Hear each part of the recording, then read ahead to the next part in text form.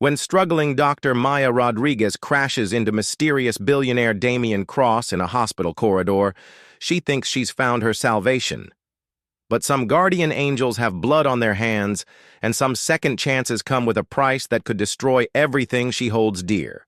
Hey there, romance lovers. Tonight we dive into a world where every choice has a cost and every moment matters. Shall we step into it? The rain hammered against the windows of the penthouse like bullets, each drop a reminder of the storm brewing inside Damien Cross's chest. He stood motionless in his corner office, watching the city blur through the glass, his reflection a ghost haunting the surface. At 32, he had built an empire from nothing, clawed his way from the streets to the top floor of Manhattan's most coveted address. But success felt like a prison when you had no one to share it with. His phone buzzed. Another meeting, another deal, another empty victory. 20 floors below, Maya Rodriguez pressed her forehead against the cold marble of the hospital bathroom wall, her scrubs still damp with someone else's blood. She had lost her third patient this month, a 6-year-old who reminded her too much of her brother. The brother she couldn't save. The brother whose ghost followed her through every corridor of this place. Her hands shook as she splashed water on her face. 5 years of medical school, 3 years of residency, and she still felt like she was drowning. The hospital bills from her mother's cancer treatment had buried her in debt so deep that every breath felt borrowed. The pager on her hip screamed, "Emergency room." Again. Maya ran through the hallways, her sneakers squeaking against the polished floor when she collided with something solid and unyielding. Medical charts scattered like fallen leaves as she bounced backward, her vision blurring from exhaustion. "Watch where you're going," she snapped, gathering the papers with trembling fingers. A hand appeared in her vision, elegant and scarred across the knuckles. She looked up into eyes the color of winter storms, belonging to a man in a suit that cost more than her monthly salary. His dark hair was disheveled, his jaw clenched like he was fighting his own war. "You're bleeding," he said, his voice rough with something she couldn't identify. Maya touched her forehead, fingers coming away crimson. The collision had reopened, a cut from earlier when she'd thrown herself against a wall after losing the child. "It's nothing," she lied, the same words she'd been telling herself for years. But Damien Cross had built his fortune on reading people, on seeing through their masks. And this woman, with her fierce brown eyes and defensive stance, was hiding pain so deep it made his own scars ache in recognition. "Nothing doesn't bleed that much," he said, pulling out his phone. "I'm calling someone." "Don't." The word came out sharper than she intended. "I can't afford another medical bill." Something flickered across his face. Understanding, and something else. Something dangerous. "Then let me help?" Maya laughed, but there was no humor in it. "Right. Some stranger in an expensive suit wants to help the broke resident. What's the catch?" Damien studied her face, seeing himself reflected in her suspicion. He had learned long ago that everyone wanted something, everyone had an angle, but looking at her now, with blood trickling down her temple and pride blazing in her eyes, he felt something shift inside his chest, something he'd thought dead for years. "No catch," he said quietly, "just someone who knows what it's like to have nowhere else to turn." The lights above them flickered, casting strange shadows across the hospital corridor. In the distance, sirens wailed like ghosts calling the living home. Maya stared at him. This stranger who somehow saw through her armor and felt the ground beneath her feet begin to crumble. She had spent years building walls to keep the world out, to keep herself safe from disappointment and heartbreak. But there was something in his eyes that terrified her more than any diagnosis she'd ever delivered. It was hope. "Who are you?" she whispered. Damien Cross smiled, and it was beautiful and broken and full of secrets that could destroy them both. "Someone who's about to change your life."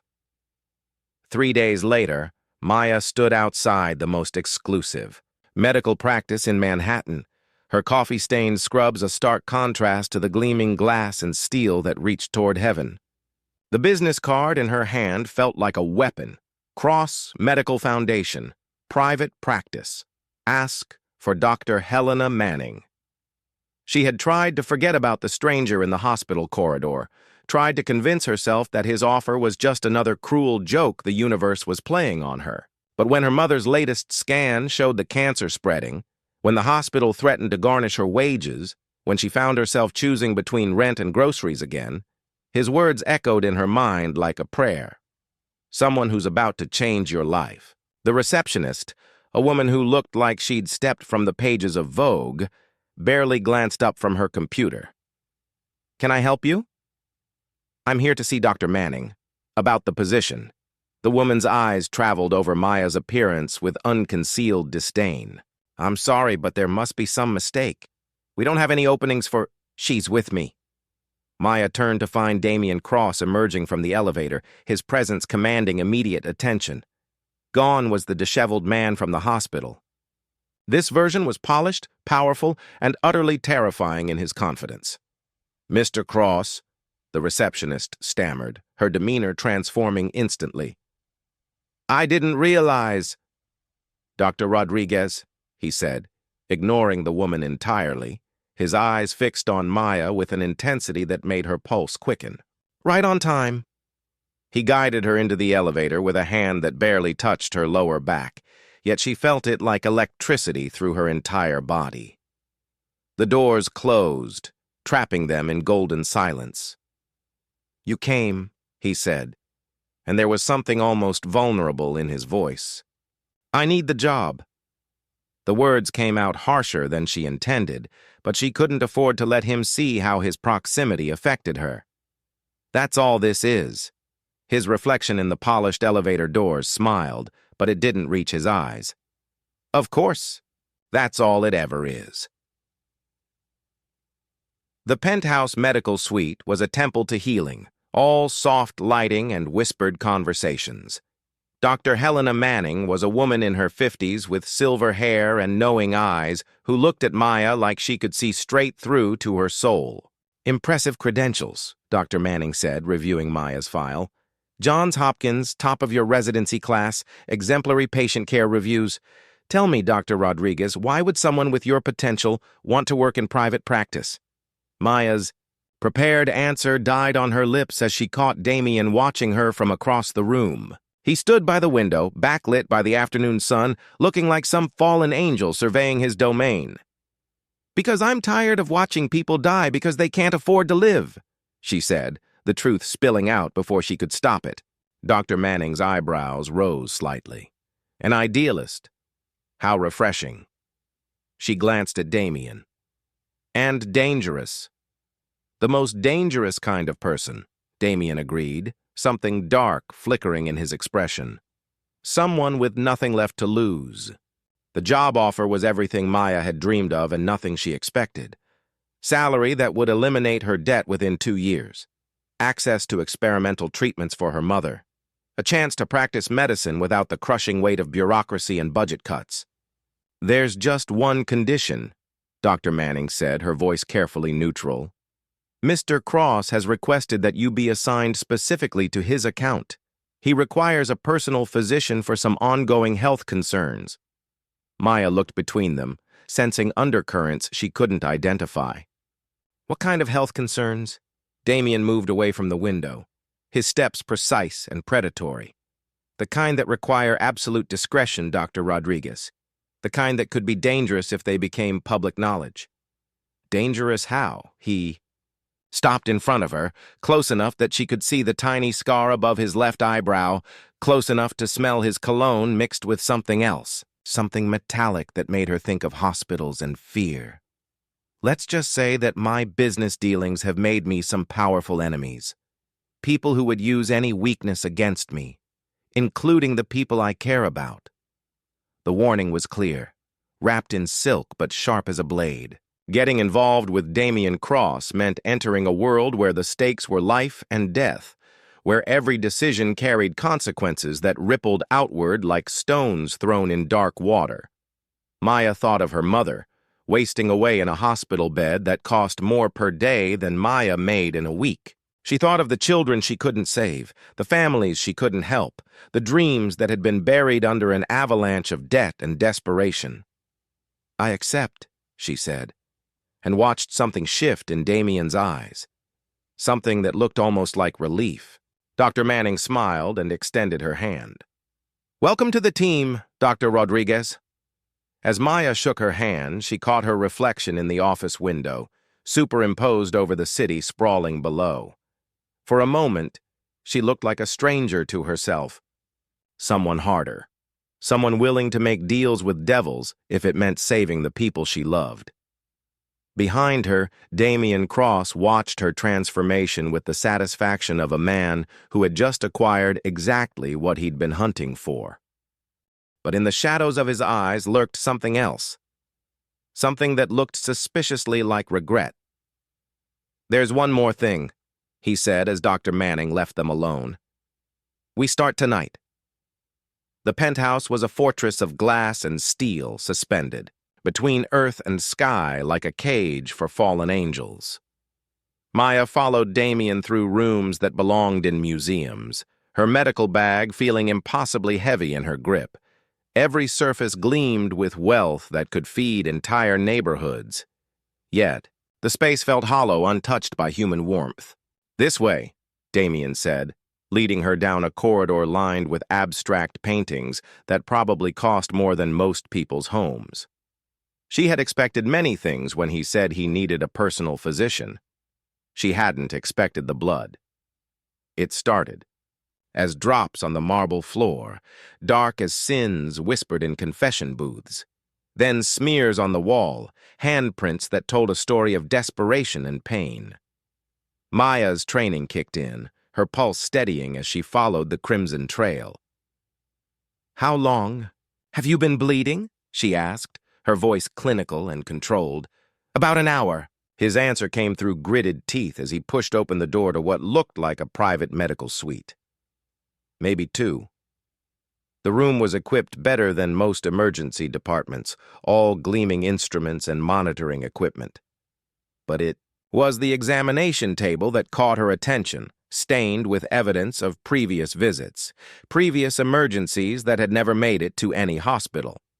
Damien began unbuttoning his shirt with hands that trembled just slightly, revealing a torso mapped with scars. Knife wounds, bullet grazes, burns that spoke of cigarettes pressed against skin in moments of interrogation or torture. But it was the fresh wound across his ribs that made Maya's breath catch. "Jesus Christ," she whispered, snapping on gloves. "This needs a hospital. You need surgery." "No hospitals." His voice carried the weight of absolute authority. "No records. No questions." Maya approached him carefully, the way she might approach a wounded animal, dangerous and unpredictable. The cut was deep, precise, deliberately inflicted, not an accident or a random attack. "Who did this to you?"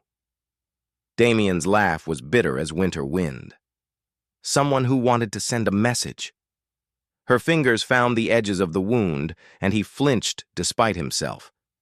She had seen violence before, had treated gunshot wounds and stab victims in the ER, but there was something different about this, something personal that made her stomach clench with an emotion she didn't want to name. The message being that everyone I care about is a target. His eyes found hers, and she saw something raw and exposed in their depths. "Including you?" Maya's hands stilled. "What are you talking about? You think it's coincidence that we met in that hospital? You think it's chance that Dr. Manning had a position open exactly when you needed it?" Damien's voice was soft, almost gentle, but the words hit her like physical blows. "I've been watching you for weeks, Maya.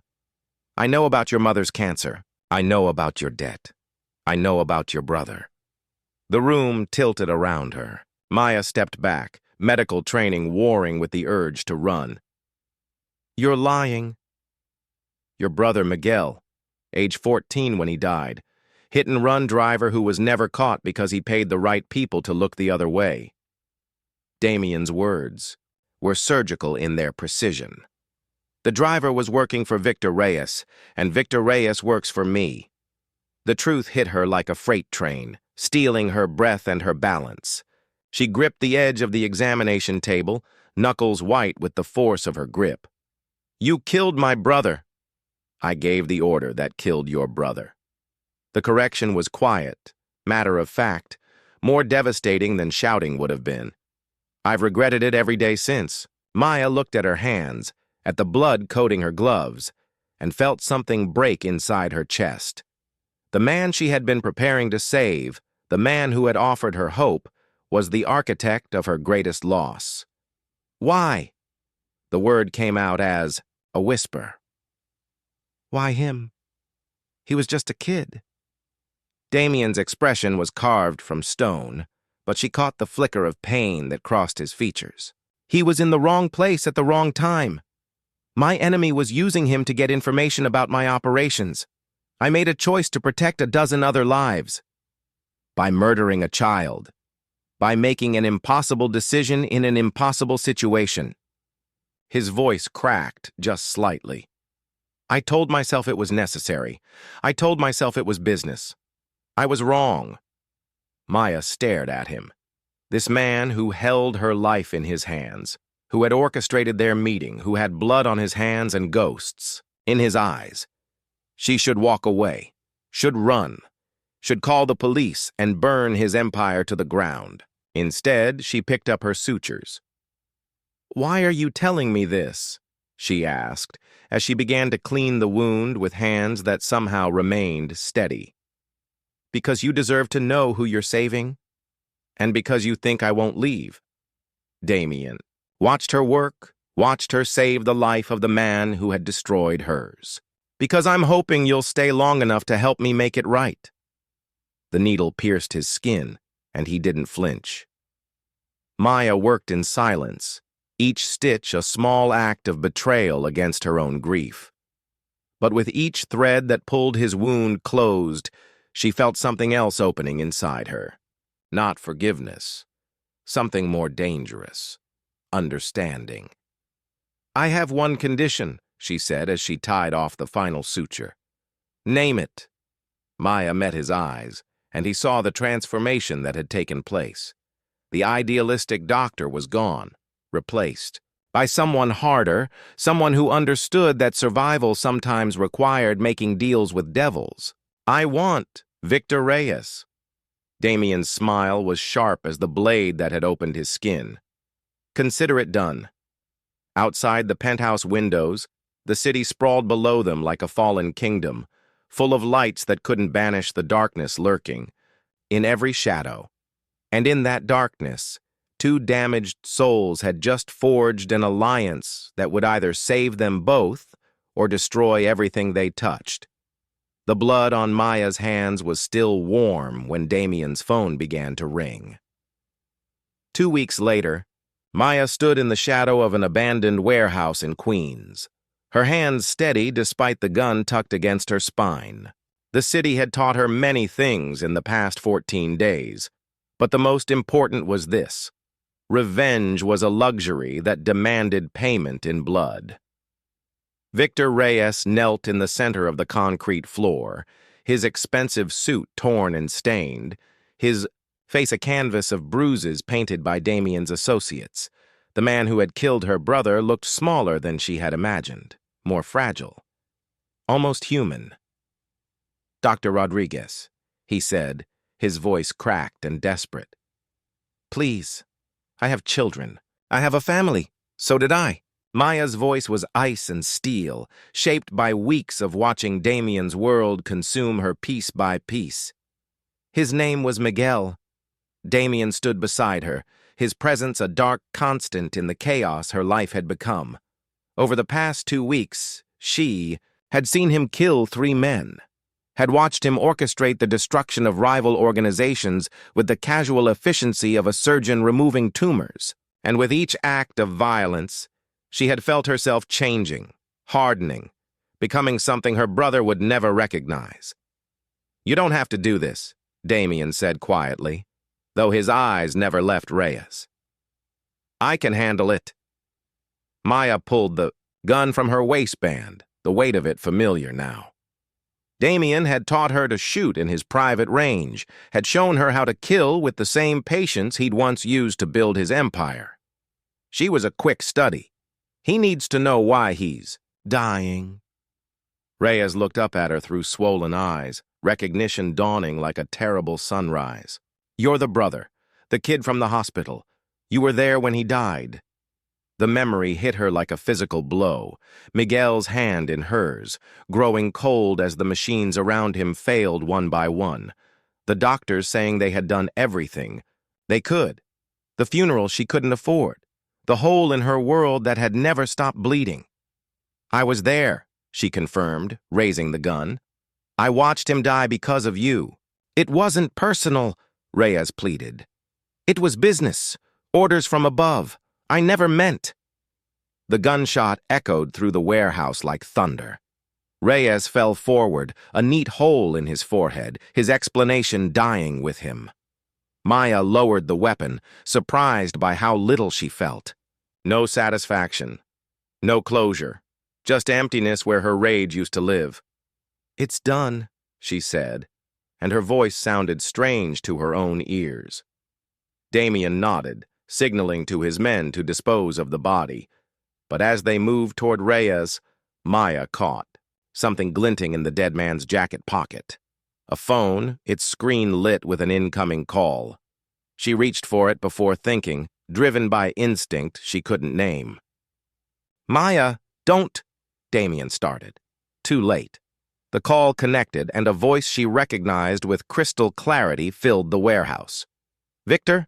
Did you take care of the doctor? Dr. Helena Manning, the woman who had welcomed her into the practice.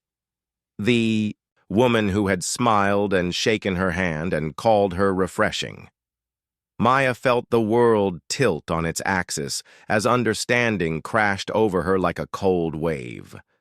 You're working with them, she whispered to Damien. His expression was carefully neutral, but she saw the truth in the tightness around his eyes. Maya, you're working with the people who killed my brother. Her voice rose, echoing off the warehouse walls. This whole time you've been playing me. It's not that simple. The hospital, the job, meeting me in the first place. Each revelation hit her like a physical blow. You planned all of it. Damien's men had gone very still, hands hovering near their weapons as they watched their boss navigate the minefield that Maya had become. Yes, Damien said simply. I planned it. Why? The word came out as a scream, raw with betrayal and grief. Because Dr. Manning wanted you dead. Because you were asking too many questions about your brother's case. Because you were getting close to evidence that could have brought down my entire organization. His voice was steady, clinical.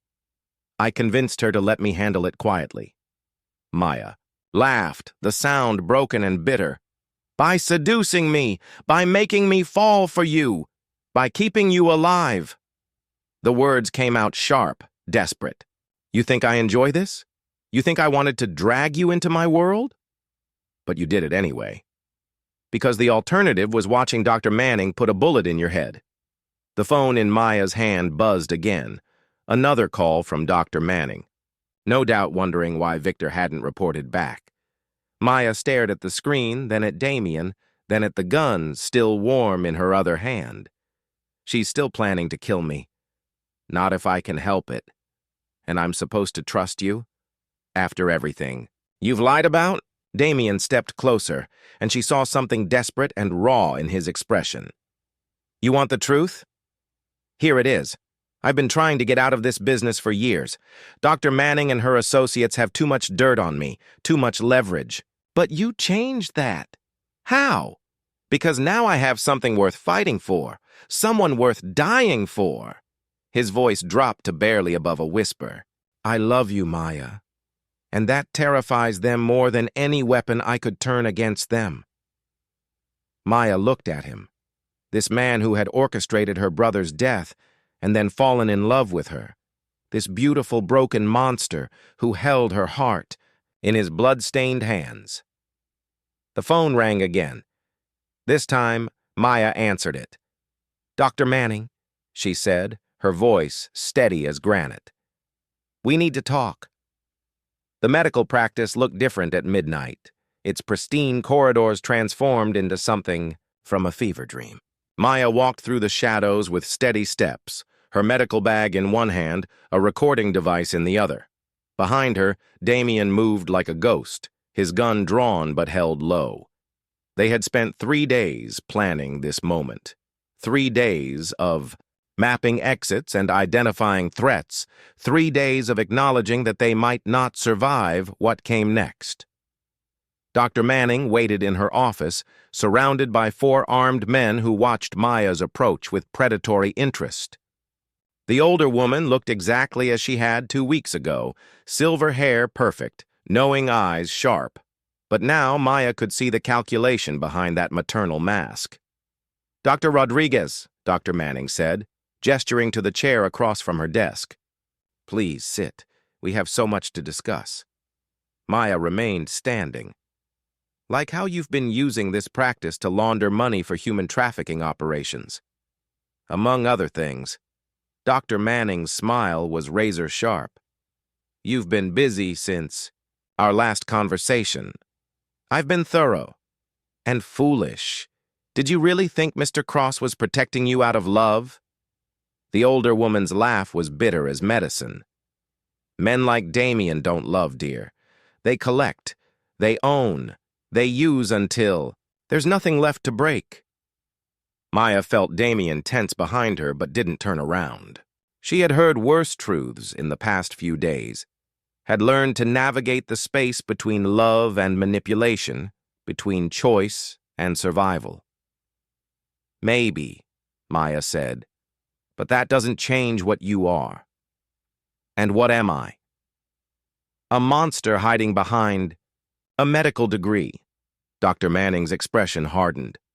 "I'm a pragmatist, child. The world is ugly, full of people who deserve their suffering. I simply profit from the inevitable." "Like you profited from my brother's death. Your brother was collateral damage in a larger game. As are you." Dr. Manning nodded to her men. "Kill them both." The gunfire that erupted shattered the pristine silence of the medical suite. But instead of Maya and Damien falling, it was Dr. Manning's men who collapsed, taken out by snipers positioned in the building across the street.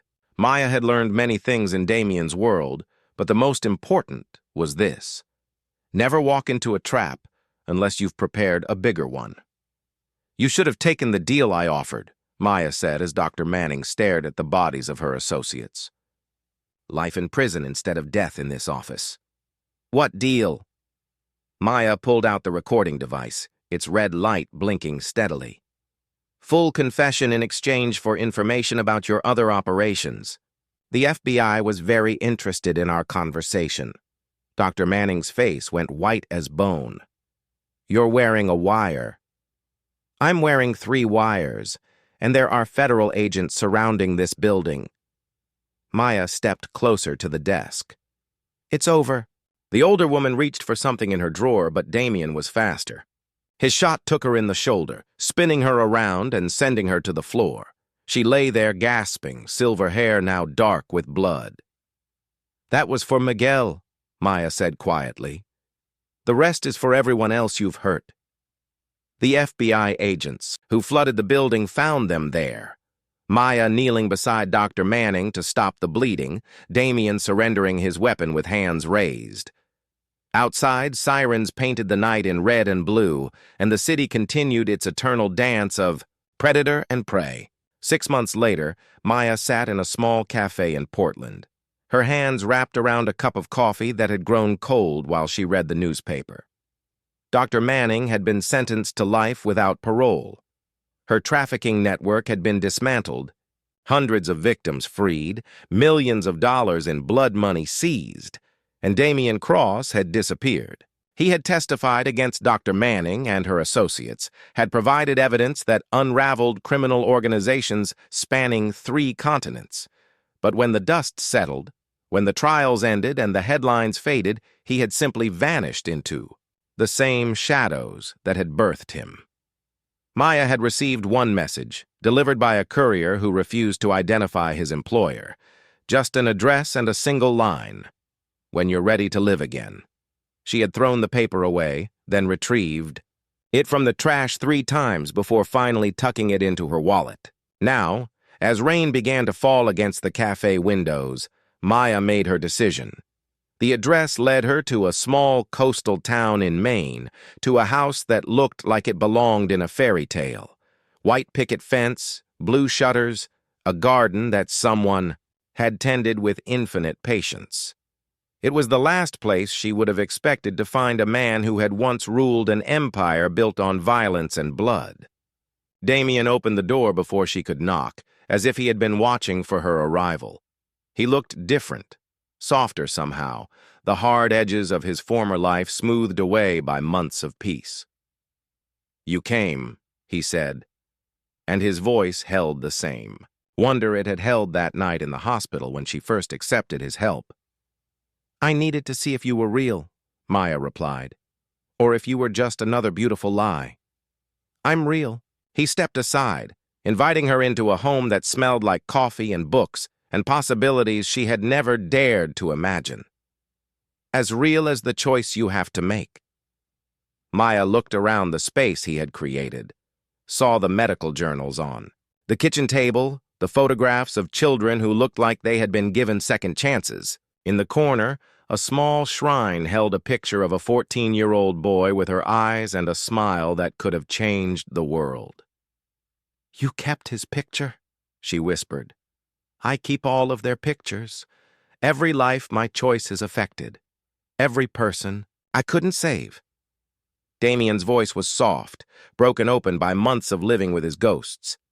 "But yours is the only one I look at and see possibility instead of regret." Maya turned to face him, this man who had destroyed her life and then helped her rebuild it, who had shown her the worst of himself and then offered her the best. "What happens now?" she asked. "Now you choose," Damien said. "You can walk away, start over somewhere new, build the life you deserve. Or you can stay, and we can try to heal the world one small act of redemption at a time." Maya looked out the window at the ocean beyond, vast and endless and full of storms that could either destroy or cleanse. She thought of her brother, who had believed in heroes and happy endings right up until the moment a stranger's choices stole his future. She thought of the patients she had saved and the ones she had lost, the price of living in a world where good and evil were often separated by nothing more than circumstance and choice. And then she thought of the man standing behind her, waiting for her decision with the patience of someone who had learned that love was not about possession, but about setting someone free to choose their own path. Maya Rodriguez had spent her entire life fighting to save others. Now, for the first time, she had the chance to save herself. She turned back to Damien, saw the hope and fear warring in his expression, and made her choice. The ocean crashed against the cliffs below, eternal and unforgiving and beautiful in its endless cycle of destruction and renewal. And in a small house overlooking the sea, 2 broken souls began the long, difficult work of learning to love without destroying what they touched. The end.